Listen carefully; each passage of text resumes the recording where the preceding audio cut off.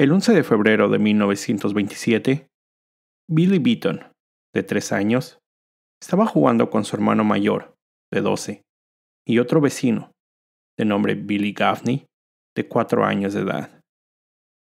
El niño de 12 años fue a su casa para atender a su hermana bebé. Cuando regresó, los dos pequeños niños habían desaparecido. Una búsqueda encabezada por los padres de ambos inició en el área. A las pocas horas, el pequeño Beaton fue encontrado en la azotea de un edificio cercano.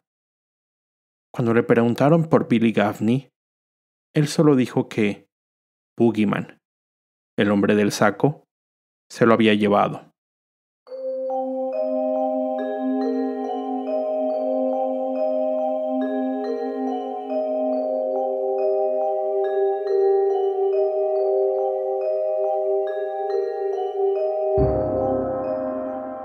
Hola a todos, bienvenidos a un nuevo episodio del podcast Terror cerca de ti. Como cada capítulo, quiero agradecer a todos los que semana a semana escuchan el podcast, así como dar la bienvenida a los que lo hacen por primera vez. No olviden seguirme en Spotify y calificar y dejar un comentario en iTunes. Esto ayuda a que el podcast llegue a más público. Recuerden seguir mis redes sociales, @terrorcerca, en Twitter, Facebook e Instagram, donde publico contenido adicional a los episodios.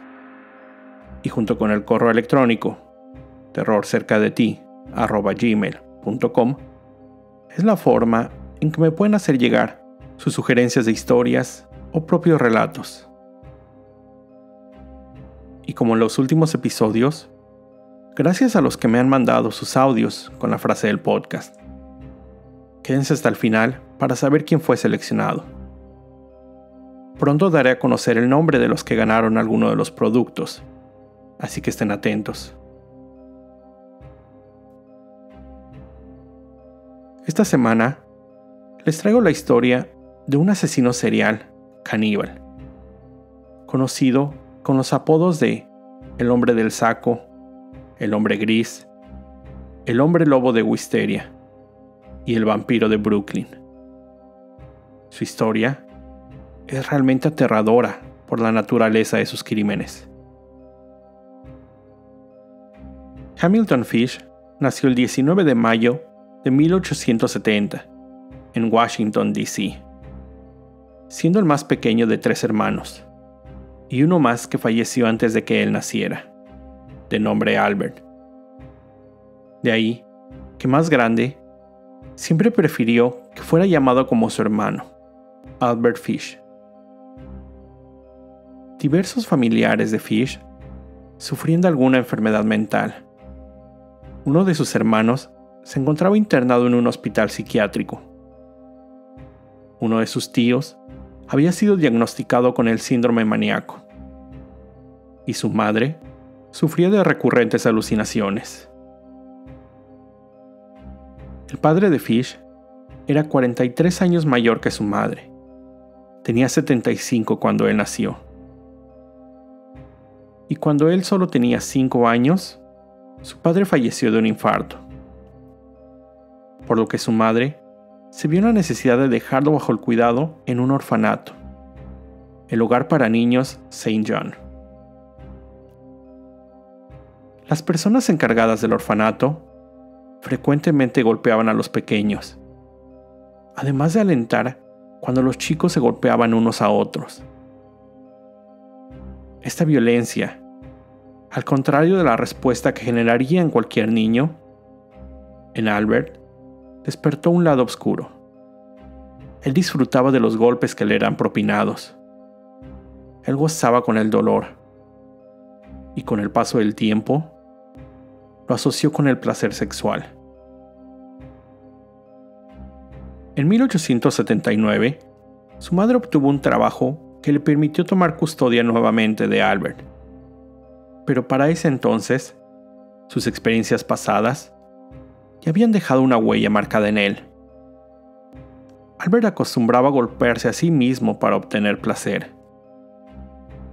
En 1882, cuando tenía 12 años, comenzó una relación homosexual con otro joven del área, quien lo introdujo en las prácticas sexuales de urolagnia, coloquialmente conocida como lluvia dorada, y coprofagia, consumo de heces humanas. El sadomasoquismo que practicaba lo condujo a una obsesión por automutilación. En ocasiones, se insertaba agujas en la pelvis y estómago, así como se autoflagelaba con una tabla cubierta de clavos. Estas prácticas llevaron a Albert a pensar en algo más allá, el posible placer que le provocaría causar ese dolor a otras personas. En 1890, Albert Fish llegó a la ciudad de Nueva York, donde se dice se prostituyó y comenzó a abusar de menores, actos que nunca fueron comprobados.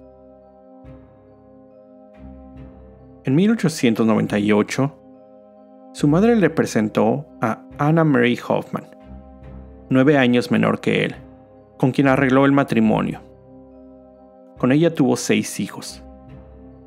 En esos años, él se desempeñaba como pintor de casas, época en la que se dice continuaba molestando a menores de edad. En declaraciones posteriores, Fish aseguró que uno de sus amantes lo había llevado a un museo de cera, donde quedó fascinado al ver la bisección de un pene humano, lo cual despertó en él un mórbido interés en la castración. En 1903, fue arrestado por robo, enjuiciado y sentenciado en la prisión de Sing Sing, en el estado de Nueva York. Después de cumplir su condena, en 1910, se encontraba aún trabajando como pintor de casas en Delaware. Ahí conoció a Thomas Kedden, con quien inició una relación sadomasoquista. Se dice, sin pruebas claras, que Thomas padecía de una discapacidad intelectual. Después de solo 10 días de relación, Fish llevó a Kedden a una granja abandonada, donde lo encerró y ató. Por 2 semanas, Fish torturó a Thomas, llegando al punto de la mutilación al cortarle la mitad del pene. Después de esto, tomó la parte mutilada, la envolvió en un pañuelo cubierto con vaselina y, teniendo a Thomas aún atado, le dejó un billete de $10. Le dio un beso y lo dejó ahí. Con el paso de los años, Albert Fish comenzó a dar muestras de alucinaciones. Cierto día, él recuerda, se encontró envuelto en una alfombra, según él, por instrucciones del apóstol Juan. En 1917, su esposa lo abandonó por John Straub, un trabajador que vivía con la familia Fish. Albert se vio a cargo de sus 6 hijos, quienes en declaraciones posteriores aseguraron nunca sufrieron de ningún tipo de abuso. Lo único que experimentaron era que Albert les había enseñado algunos sutiles juegos de masoquismo. Con el paso del tiempo, Fish comenzó a mostrar interés en el canibalismo. Antes de propiamente iniciar a ingerir carne humana, su primer paso fue comer carne cruda, carne que también compartía con sus hijos. Todas estas extrañas conductas no pasaron desapercibidas por ellos. Sus intereses, prácticas y necesidades desarrolladas lo llevaron poco a poco al siguiente nivel: pensar en asesinato. De acuerdo a sus propias declaraciones, Fish comenzó a buscar jóvenes, niños, de quienes abusaría para después comer partes de ellos. Él aseguraba haber tenido niños en todos los estados de la Unión Americana, aunque nunca se supo con seguridad si se refería a abusos sexuales o a actos de canibalismo. Su objetivo eran jóvenes sin hogar, con discapacidades intelectuales o de color, quienes su desaparición, él sabía, no sería notada por la sociedad. Él decía que Dios le hablaba, indicándole que tenía que torturar y comer a esos niños. Una de sus principales fuentes era la sección de clasificados de los diarios. Familias buscando personas para trabajos o jóvenes buscando trabajos por su cuenta. El 25 de mayo de 1928 se publicó el siguiente anuncio clasificado en el New York World. Cito: hombre joven, 18, busca posición en el campo. Edward Board, 406, calle 15 Este. Fish se topó con este mensaje y pronto elaboró un plan: engañar al joven Edward con un trabajo no existente para después secuestrarlo, mutilarlo y finalmente asesinarlo. Solo 3 días después, Albert Fish, de 58 años entonces, se presentó en el domicilio de la familia Budd, en la ciudad de Nueva York, pretendiendo ofrecer trabajo al joven Edward, bajo el nombre falso de Frank Howard. Pero al llegar a la casa, se encontró con algo que no esperaba. La hermana menor de Edward, la pequeña Grace, de solo 10 años de edad.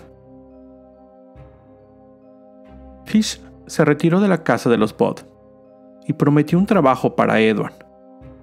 A los pocos días regresó, confirmando que en efecto tenía un trabajo en una granja al norte del estado, empezando en unos días. Mientras se encontraba ahí, les mencionó que ese día era el cumpleaños de su sobrina, a la cual estaban ofreciendo una fiesta. Preguntó a los padres si la pequeña Grace estaría interesada en acudir con él. Sus padres, sin saber las intenciones de Fish, aceptaron su invitación. Grace salió de su casa acompañada por Albert Fish. Ella vestía sus ropas de visa dominical. Nunca la volvieron a ver. La policía comenzó con la búsqueda de Grace. Inicialmente, detuvieron a Charles Edward Pope como sospechoso del secuestro de la niña. Fue señalado por su propia esposa y llevado a juicio, donde después fue encontrado inocente y liberado. Tuvieron que pasar 7 años para que su familia tuviera noticias de su paradero. Su madre recibió una carta. En ella, le contaban primero una historia en la que un hombre que había visitado China había experimentado comiendo carne de niños y que a su llegada a Nueva York había secuestrado, asesinado y comido a 2 niños de la ciudad. Ese hombre era vecino de Fish y le contó de la experiencia que había sido para él ese acto, lo que motivó a Fish a experimentar por su propia cuenta. Después, pasa a relatar lo que pasó con la pequeña Grace. En la carta, él contó que la llevó a una casa al norte de la ciudad, en el condado de Westchester. Dejó a la pequeña Grace jugando fuera de la casa. Estuvo recogiendo flores silvestres. Mientras él se dirigió al segundo piso, donde se desprendió de toda su ropa, con el fin de no mancharla de sangre. Llamó a la niña, quien al verlo desnudo, se espantó y comenzó a llorar, pidiendo ir con su madre. Ella intentó correr, pero Fish le dio alcance. Se defendió con patadas y rasguños, pero no pudo con la fuerza de Fish, quien procedió a estrangularla. Una vez con el cadáver, descuartizó el cuerpo cortándolo en pequeños trozos, que después cocinó e ingirió. Él escribió en la carta lo mucho que disfrutó comiendo a Grace durante 9 días y aseguró que no abusó sexualmente de ella. Esa carta fue entregada a la policía, con lo cual continuó la investigación. El sobre que contenía el documento estaba marcado con un logotipo y unas siglas pertenecientes a una empresa de Nueva York. Un conserje de esa empresa indicó a las autoridades que él había tomado papelería de las oficinas, pero que las había dejado en su domicilio anterior antes de mudarse. El detective a cargo de la investigación se presentó en ese domicilio. La encargada del lugar encontró similitud entre la descripción brindada por los Bode y le dijo que una persona de nombre Albert Fish, solo unos días antes, se había mudado del lugar, pero que le pidió guardar un cheque que estaba por recibir y que después iría a recogerlo. El detective esperó ahí hasta que Fish se presentó. Habló con él y aceptó ir a contestar las preguntas necesarias. Una vez en la calle, Fish lo atacó con 2 navajas, pero el policía se defendió y lo sometió. Fue llevado a la comisaría, donde no negó el asesinato de Grace.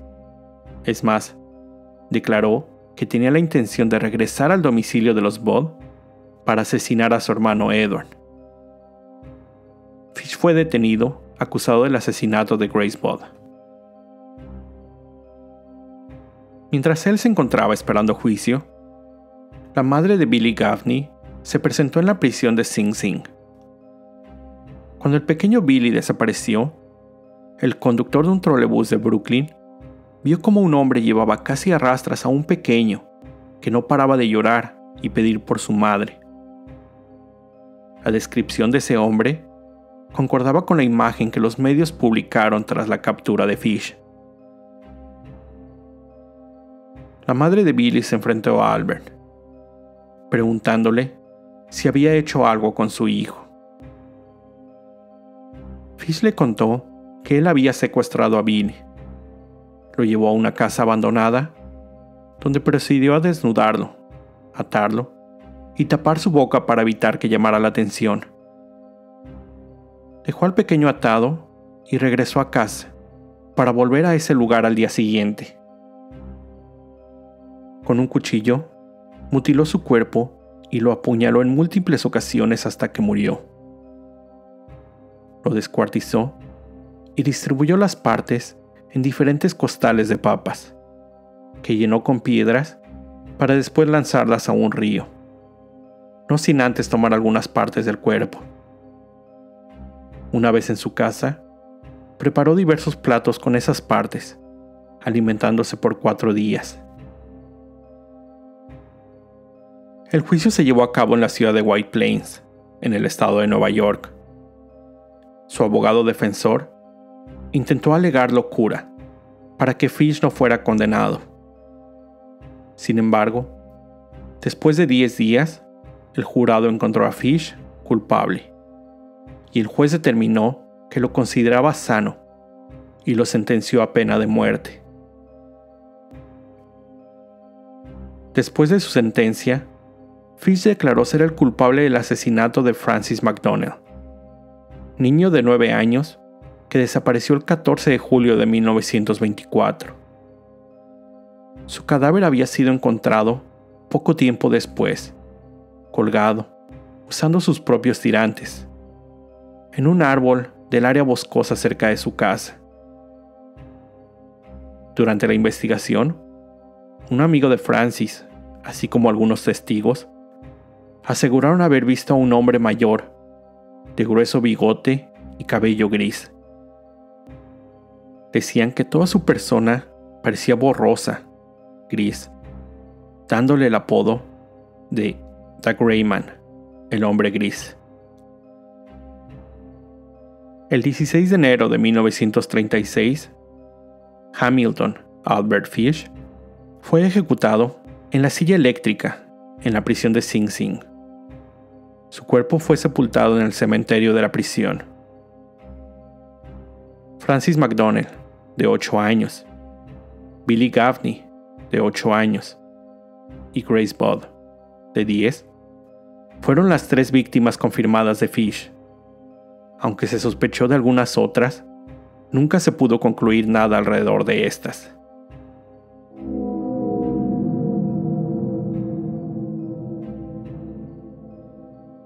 Antes de terminar el episodio, quiero recomendarles una película de terror que vi. Scary Stories to Tell in the Dark, o Historias de miedo para contar en la oscuridad, dirigida por Andre Obredal, quien también dirigió La autopsia de Jane Doe, cinta de la cual ya les hablé en el pasado.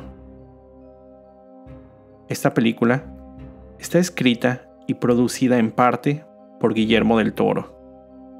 Sabemos que tener el nombre del Toro en una película significa ya que el terror es asegurado, y esta no es la excepción. La cinta sigue la historia de 3 amigos, Stella, Oggy y Chuck, quien después de jugar una broma a un grupo de abusadores, se encuentran con otro joven, Ramón, quien los ayuda a liberarse de ellos. El grupo de jóvenes entran a una casa abandonada, que las leyendas del pueblo aseguran está encantada por el espíritu de Sarah. Stella toma el libro de historias de Sarah y descubre que las historias se escriben frente a sus ojos, prediciendo lo que pasará en realidad. Esta película está muy bien realizada. La historia es increíble, así como las actuaciones de los jóvenes. El guión está adaptado en base a una serie de libros escritos por Alvin Schwartz, que contienen historias cortas de terror. Libros que por cierto agregaré a mi lista de obras a leer. Les recomiendo ampliamente esta película. Increíble, de verdad. Con esto llego al final de este episodio. Como siempre, te recuerdo estar alerta de todo lo que pasa a tu alrededor, ya que el terror está donde menos te lo esperas. El terror está cerca de ti. Cuando el miedo se convierte en terror, hay una historia que contar. Gracias, Mariana Esquivel, de la Ciudad de México, por enviar tu grabación.